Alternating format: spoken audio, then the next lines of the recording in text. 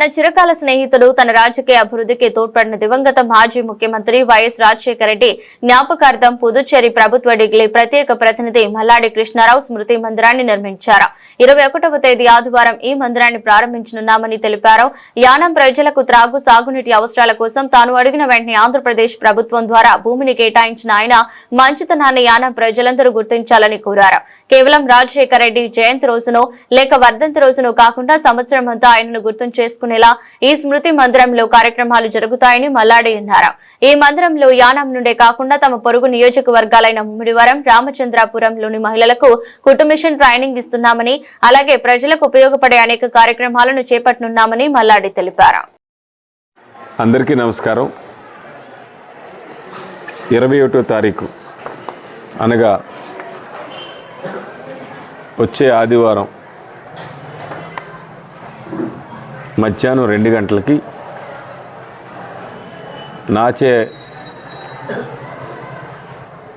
ఒక వైఎస్ఆర్ గారికి శృతి మందిరం, ఒక స్నేహితుడికి, ప్రజలకు అందరికీ అర్థమైన భాషలో అయితే ఒక స్నేహితుడికి ఇంకో స్నేహితుడు గుడి కట్టడం, అలాగే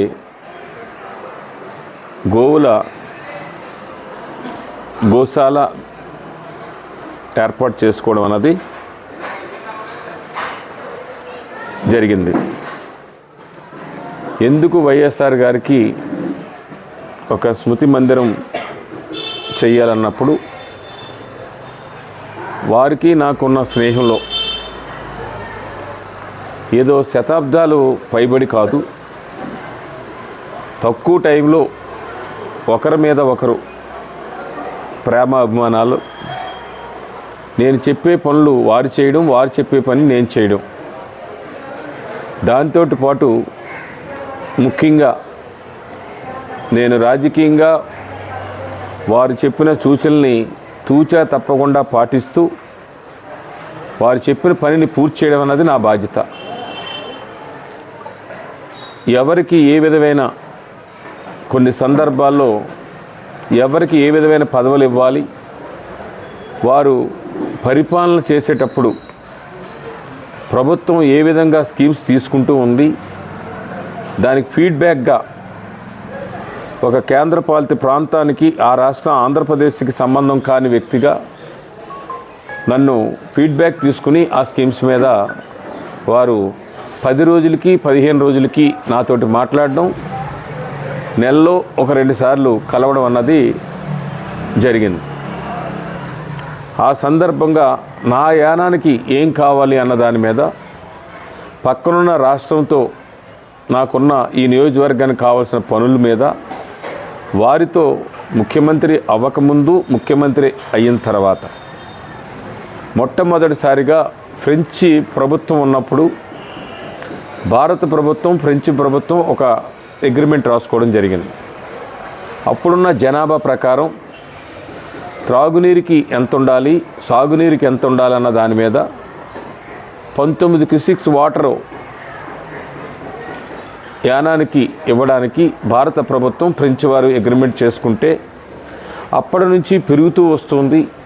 ముఖ్యంగా నేను రాజకీయాల్లోకి వచ్చిన తర్వాత, ప్రజా జీవితంలోకి వచ్చిన తర్వాత ఇక్కడ జరుగుతున్న అభివృద్ధిని చూసి ప్రజలు, పక్కనున్న రాష్ట్ర ప్రజలు కూడా కొంత రావడం ఎక్కువయింది. దానికి తగ్గట్టుగా మంచినీరు నిల్వ చేసుకోవడానికి ఆంధ్ర భూమిని తీసుకోవాలనే ఉద్దేశంతో నేను 25 ఎకరాల భూమిని పక్కన కోరడం జరిగింది. మీ ఆంధ్రాలో అయితే 25 ఎకరాలు, 50 ఎకరాలు చాలా చిన్న పని. కానీ ఒక రాష్ట్రానికి ఇంకొక రాష్ట్రం భూమిని ఇవ్వాలన్నా అంత సులువైంది కాదు.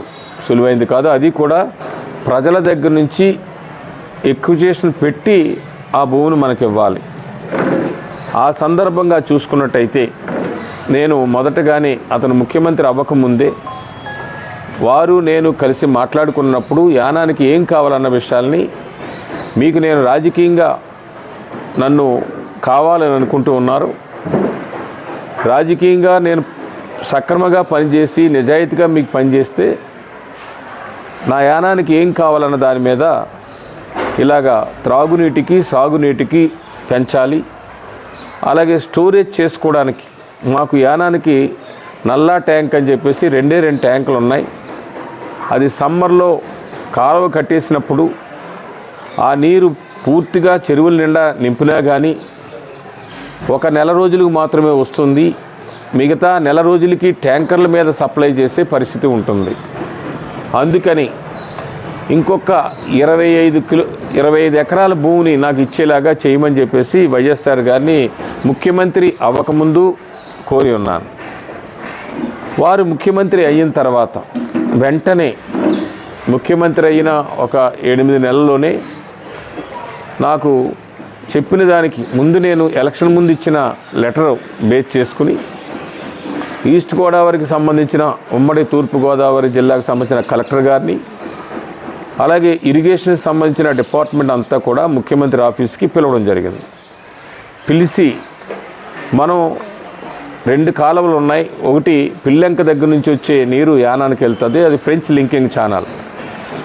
రెండోది మల్లవరం మీదుగా పత్తిగొందు కాలువ ఉంది, అది దర్యాల తిప్పకి వెళ్ళే కాలువ. వారు అడిగిన నీరుని మనం ఇవ్వాలి. మీరు ఇమ్మీడియట్గా ఒక అరగంట మీరు మాట్లాడుకుని నేను కృష్ణారావు మాట్లాడుకుంటాం, మీరు చెప్పండి అని చెప్తే పిల్లెంక ఉన్న కాలువ మీద 4.5 కిలోమీటర్ల దూరం ఉంది.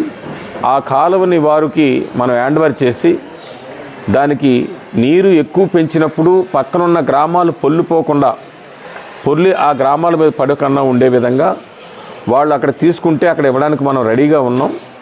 కానీ ఇక్కడ మల్లవరం పత్తిగొందు ఉన్న కాలం మీద మనం ఇవ్వలేము, లాస్ట్ టైల్ ఎండ్కి వచ్చేస్తుంది, అక్కడ మనకే షార్టేజ్ ఉంటుందని చెప్తే నేను దానికి సాధ్యమైంది బట్టి దానికి కూడా ఇవ్వండి, లేదంటే మాత్రం దీని మీద ఇవ్వండి, దాన్ని ఏ విధంగా తీసుకెళ్తానో అన్నది అని చెప్పేసి చెప్పడం జరిగింది. చెప్పిన 3వ రోజునే దానికి జీవో ఇష్యూ చేయడం జరిగింది.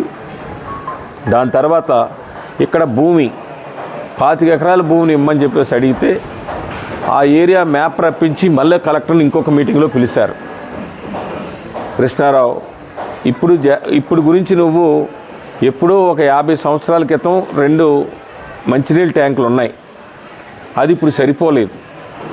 రాబోయే రోజుల్లో ఈ 25 ఎకరాలు కూడా సరిపోదు, 100 ఎకరాలు తీసేసుకో, ఆ ఏరియా నీ బోర్డర్ నుంచి ఆ ఏరియా అంతా కూడా తీసుకోమని చెప్పేసి మీటింగ్లో ఒక ఆంధ్రప్రదేశ్ ముఖ్యమంత్రి అయ్యుండి ఒక తెలుగు నియోజకవర్గానికి యానం నియోజకవర్గానికి అడిగితే దాన్ని తగ్గించాలని చూసే రోజుల్లో కాదు 100 ఎకరాలు తీసుకోమని చెప్పేసి అంటే నేను అంతా షాక్ అయిపోయారు ఆఫీసర్లు కానీ నేను కానీ.